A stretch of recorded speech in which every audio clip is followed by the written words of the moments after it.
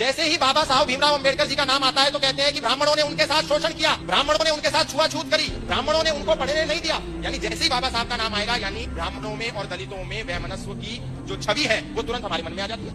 ठीक है, ये आधा सच है, लेकिन आधा एक और सच है जो किसी ने हमको नहीं बताया। बाबा साहब भीमराव अंबेडकर दलित थे, लेकिन अंबेडकर टाइटल एक ब्राह्मण टाइटल है। ये टाइटल बाबा साहब भीमराव अंबेडकर को किसने दिया? बाबा साहब भीमराव अंबेडकर के पास जब पढ़ने के लिए पैसे नहीं थे, धन नहीं था, संपत्ति नहीं थी, संसाधन नहीं थे, तो वो लंदन पढ़ने कैसे गए?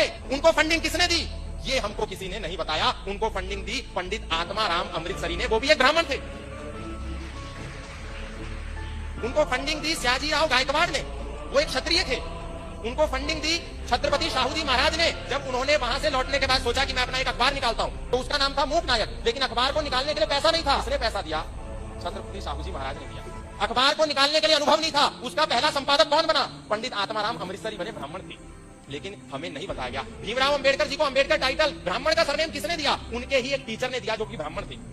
ब्राह्मण को गाली देना बहुत आसान है, लेकिन समाज को जब तक हम यदि सत्य नहीं बताएंगे तो फिर ये समाज ब्राह्मणों को गाली देता रहेगा। इसीलिए दोस्तों कहा जाता है आधा अधूरा ज्ञान बहुत खतरनाक होता है। इसीलिए क्योंकि ब्राह्मण और हरिजन के आपस में जब लड़ेंगे तभी तीसरे का उल्लू सीधा होगा, सीधी सी बात है।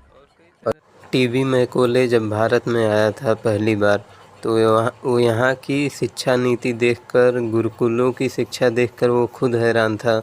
और वो अपने पत्र में यही लिखता है कि हिंदुस्तान में जो भी शिक्षा दी जा रही है वो यूरोपीय देशों से लाख गुना बेहतर है।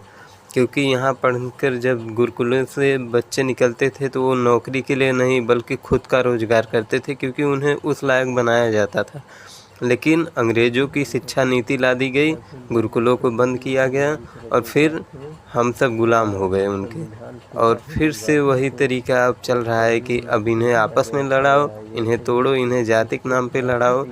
और हम भी उतने ही समझदार हैं, क्योंकि महाराष्ट्र में बोलेंगे यूपी के क्यों हैं, पंजाब में बोलेंगे बिहार के क्यों हैं, कहीं और के बोलेंगे वहाँ के क्यों हैं। आपस में ही लड़ाकर पहले की तरह फिर से